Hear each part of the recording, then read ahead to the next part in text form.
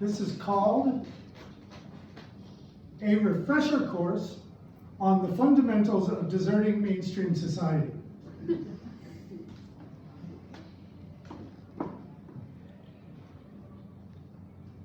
You might not be able to tell it just from looking at me, but I am a wild man. At least, as of about a week and a half ago, when I let go of all my tethers and hopped on a flight to come spend a month in Australia.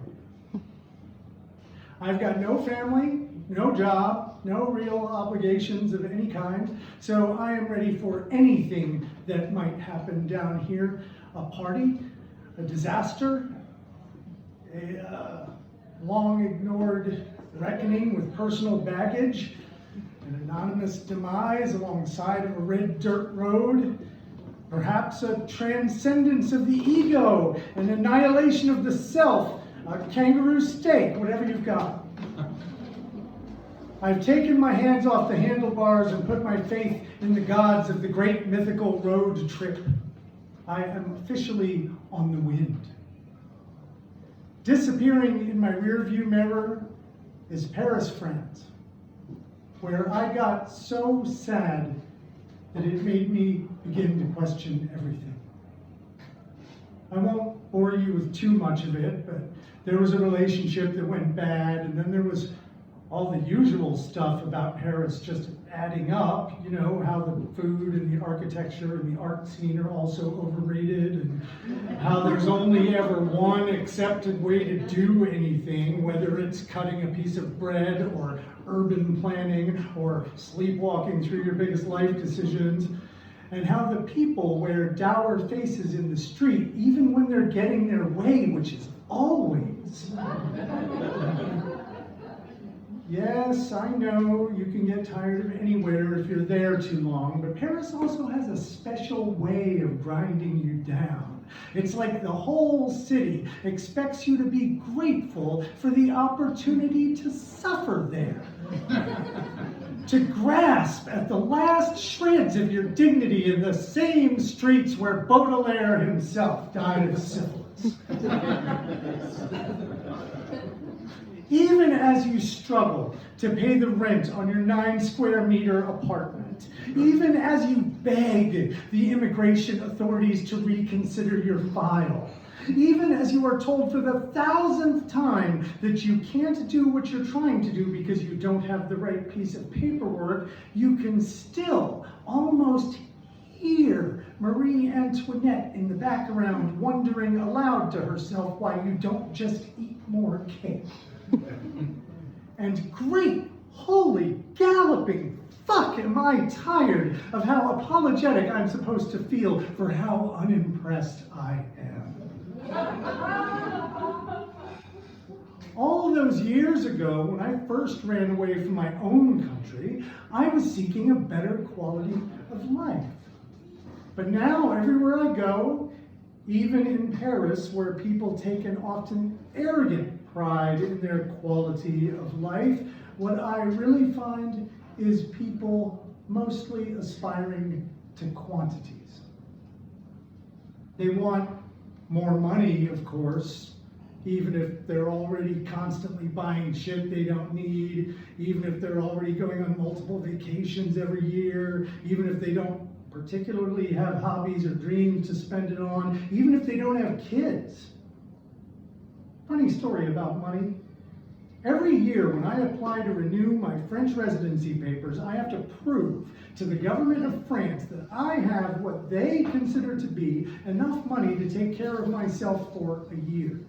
So the equivalent of their minimum wage, which is something in the area of 18,000 euros.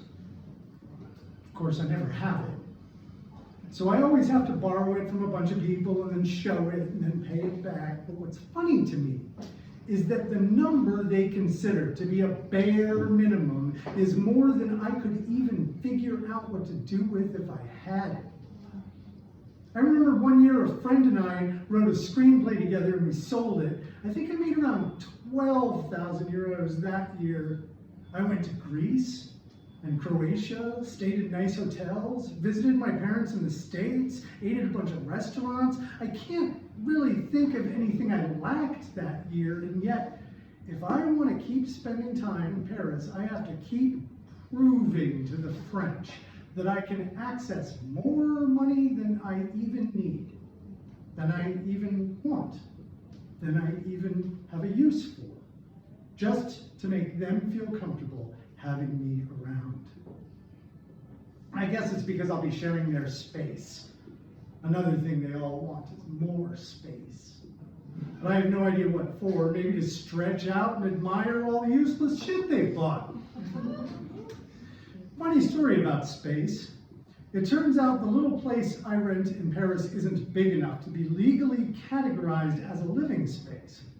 So even though I sleep there, keep my things there, get my mail there, I can't officially declare it as a residence for legal purposes or cite the rent I pay as evidence of my financial responsibility. I am expected to want more space than I need, and to prove that I am working to acquire that space. Otherwise, what would I be? Some kind of monster? Some kind of scumbag? Oh, and I also have to prove I have health insurance too, so I won't become a burden on the system. This one was really funny to me as an American, since my own country is perfectly happy to watch me die whether I have insurance or not. That reminds me of another thing everyone wants more of: time. More years, more life, even if they don't know what they plan to do with it, beyond hanging out with the people they love, vaguely hoping to eventually be able to stop working so they can find a moment to ask themselves what they might prefer to do. Then by the time the moment actually comes, there's so little time left to do anything at all. Of course, these are well-known problems, well articulated in countless poems and songs. Every year we have new celebrated books and new hit records, more things that we want more of, piling up on the nightstand where we might get around to reading them or listening to them. But isn't there supposed to come a time when we actually get inspired by them? When some poetic image or idea gets into our minds and actually affects the way we want to live? I remember when I was a teenager, watching my dad work his life away to pay for a house just so he could spend his later years sitting in it watching television. Already I was desperate to find a way out of the equation. Even at 14, I knew that the math was wrong on the American dream. I'd started reading Sartre, Nin, Kesey, Kerouac. I could see there was more to life than a two-car garage and a TV dinner. Somewhere people were making psychedelic love under the urgently burning stars, blowing harmonicas in the cars of old freight trains, swimming with dolphins and sleeping on beaches, turning the night inside out with shrieks of pure, glorious defiance. Answering only to the call of adventure and responding with an explosion of intuition. Dancing, writing, and singing their way across the fertile landscape. How could I just go to some lousy college and get a job I didn't want when the sea, the sky, the universe itself were demanding that I do so much more while trying so much less? I knew that if I could just get out on the road, I could find this rich and magical life and the people who were living it. So I stuck my thumb out on the side of the highway, and I meant it. I meant it as a rejection of empty, unexamined, middle-class American values. I meant it as a protest against the mediocrity of living in fear. I meant it as a celebration of freedom, as an embrace of the unknown, as a leap of faith from the crumbling cliffs of mainstream thinking. I meant it as a rite of passage in becoming a poet. So imagine my surprise when decades later I find that the boring life I'd run so far to escape has tracked me down and begun to creep up around me like a vine. Most of my friends grew up, had kids, got real jobs. My ex left me because I wasn't financially secure enough to plan a future with. And suddenly, I'm sitting around moping about my immigration status, worrying about not having health care at a certain age, begging the government bureaucrats to validate me and make me feel safe. And I almost didn't notice how pathetic the whole thing was getting. Then I met my new friends, Dillon and Layla, on their trip to Paris. They were looking for all the same things I was looking for when I arrived there. Wine and poetry flowing in the cobblestone streets, in the footsteps of Morrison, Gainsbourg, Piaf, Wilde, smoke rings floating along the banks of the Seine, existential angst dolled up in classic style with black sunglasses. I immediately felt a kinship to them, but I was embarrassed that I couldn't introduce them to more people who wanted to stay up all night dancing and reciting verse into the stars. It made me feel like I had profoundly lost my way. So when they mentioned the idea of teaming up for a poetic road trip around Australia, my 14-year-old self grabbed me by the vocal cords and said, "Yes! Let's get back on the road!"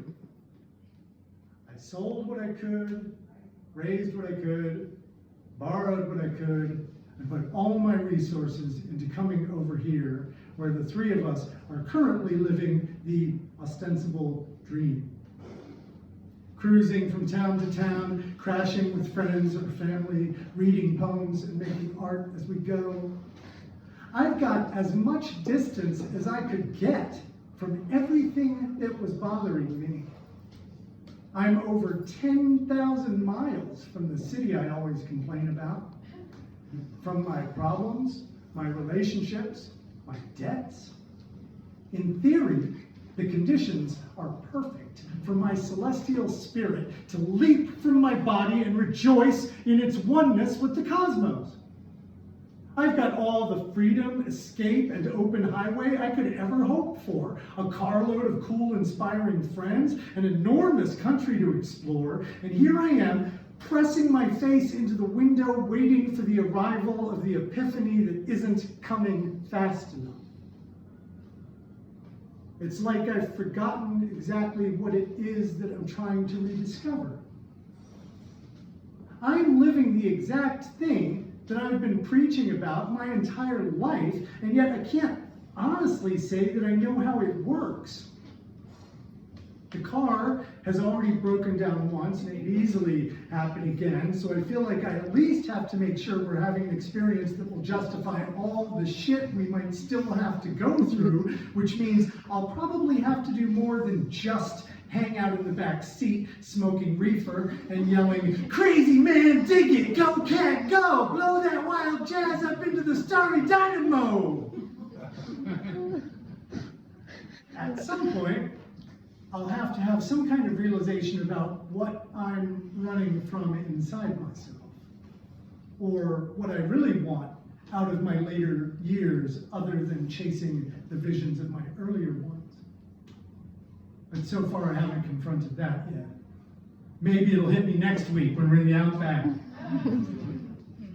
This morning, I was doubting whether anyone still even wants to read road trip books. But then Dillon walked in and said he looks forward to when we're all doing road trips in spaceships. So I know I'm hanging out with the right people. Besides, my dad is gone now, and that house he bought is falling down, and so is my fantasy of Paris. So I don't know how I feel about staying anywhere too long. I don't want to start gathering moss again. Right now, the best plan I've got is that when this reading is over, I'm going to go outside and get back in the car.